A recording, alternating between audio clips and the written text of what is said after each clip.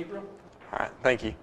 My name is Gabriel Pent, as he said. I'm from Central Florida, so I'm hoping that my family feels bad for the 80-degree difference as well. But so here I am today. I wanted to take some time to thank the Virginia Forage and Grassland Council for their support of our recent trip this past summer. We traveled through about 7 Mideastern of the Mideastern states in the U.S. I believe there was 5 students from Virginia Tech and 5 different universities all collaborated together on this course, including Clemson, Texas Tech, University of Missouri, University of Tennessee, and Virginia Tech. Dr. Fike also came with us on the trip. He's from Virginia Tech, the Crop and Soil Environmental Science Department. So a little bit about the course. Some of the objectives of this course are to present the students with an upfront and personal view of the ecoregions in which we visited. And perhaps there's no better way for somebody to learn of an area and of the land than to live in it. And live in it we did, spending some nights out camping and some nights in cabins, cooking our meals out on the fields and eating them there, and getting a good close-up look and interactive time with the land. Another objective is to learn about education and research and the creativity that's being used throughout the country, meeting at different institutions with different leaders and faculty in this field. Here's our route for this year. As we said, it's every other year, and it is in a different location each year. So I had to write down all of our where we went. So I'll go through that real quick. We started in Charlotte, North Carolina, and went down to Clemson, South Carolina, and came back up towards the top of South Carolina. There was a dairy there, High Hopes Farm. We went over, we went up back into North Carolina, visited Warren Wilson College in Asheville, and we crossed the mountains and came to Tennessee. We visited the Bush Brothers feedlot, and we came down to Knoxville at the University of Tennessee Research Farm. We saw a research center in Nashville, and also visited Ames Plantation, which is also in Tennessee. We crossed the Missouri River. Let's see, where am I? Crossed the Missouri River Mississippi River into Missouri. Visited Tribute Farms, which is a grass-based dairy. We went to Jernigan Ranch, also in Missouri. You can see our driving times significantly increased. We came up to the Konza Prairie in Kansas. Also nearby is Kansas State University. We went to the Land Institute in Salina, Cargill Meat Solutions in Wichita, there's Wichita, and came down into Oklahoma. We visited Fort Reno Grazing Lands Research Lab, and we also visited the Noble Foundation, which is in Oklahoma, and finally ended up in Dallas, where we all left from. I want to take some time to talk about a couple of the stops that stuck out to me that I really enjoyed. The first was in South Carolina, Happy Cow Creamery.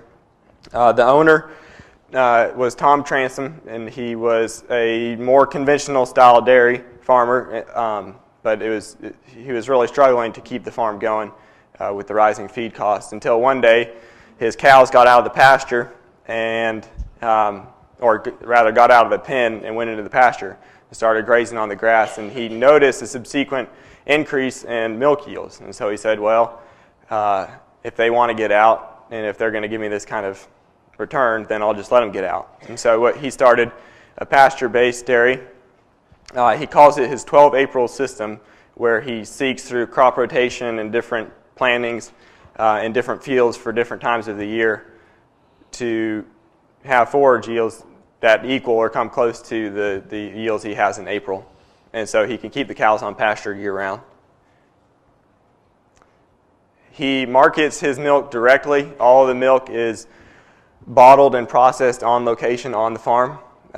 We all got to try some of it. It was very widely acclaimed by the students. It was very delicious. He's done several different flavors, including chocolate and strawberry and buttermilk. So it's fun, too, to see the marketing side of how they market the milk and add value to their product. Another place that I really enjoyed was also a pasture-based dairy, and this was across the Mississippi River in Missouri. Not far away from the river. It's a flat area, sandy soils, and there's a lot of water not too far below.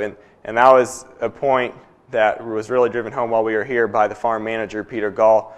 He was from New Zealand, and he came to the States to operate this dairy.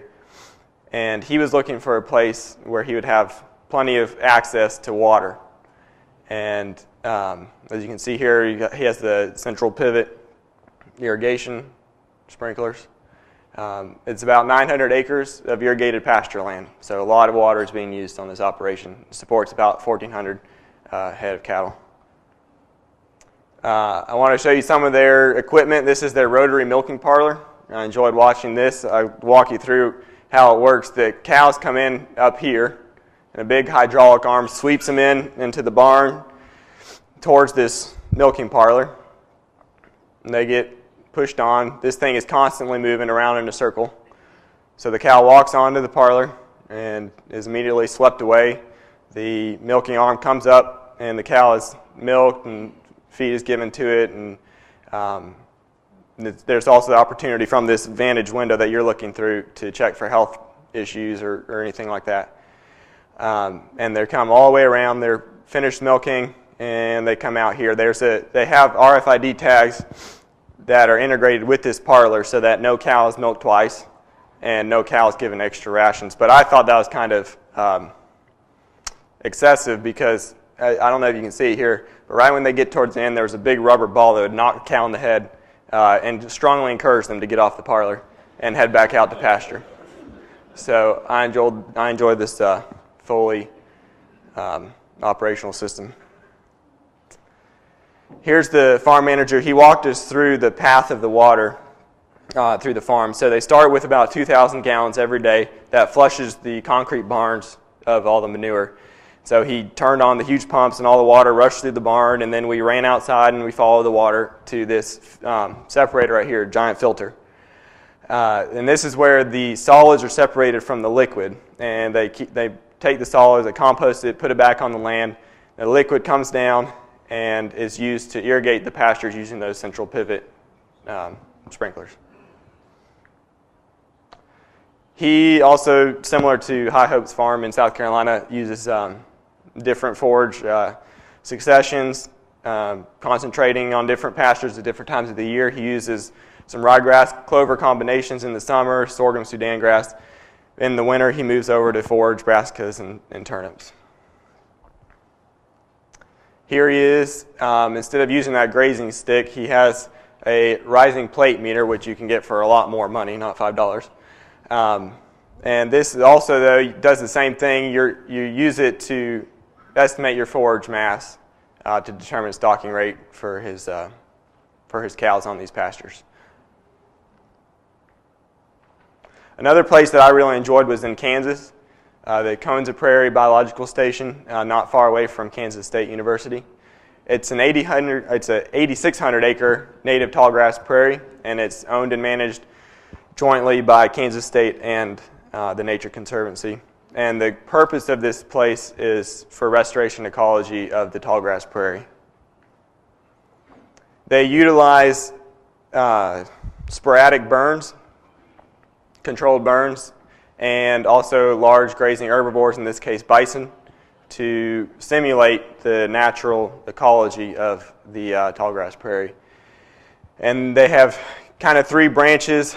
They're using these for, and the first would be long-term ecological research, maintaining this over a long period of time so that people can come in and study it and mimic their own grazing lands or their own rangelands after this natural system.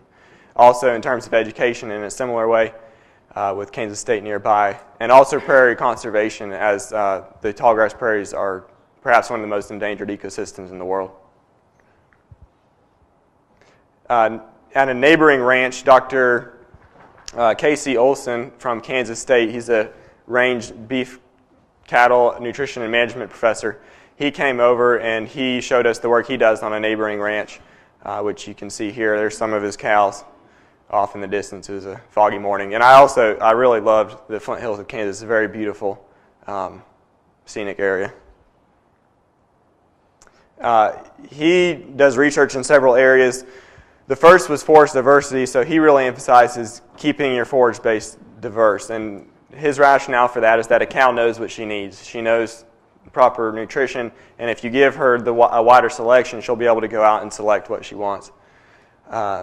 He also supplements feed in the dormant season to supplement the low-quality forages, and his research focuses on the best ways to minimize the labor in getting the feed out to the cattle, and also what ways he can deliver the feed so that the forage is greater utilized.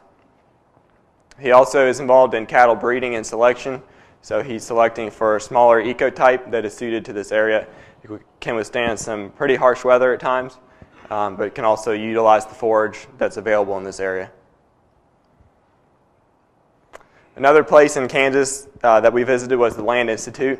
This was founded by Wes Jackson, and his goal was to develop an agriculture as sustainable as the tallgrass prairie we just visited in the Konza Prairie.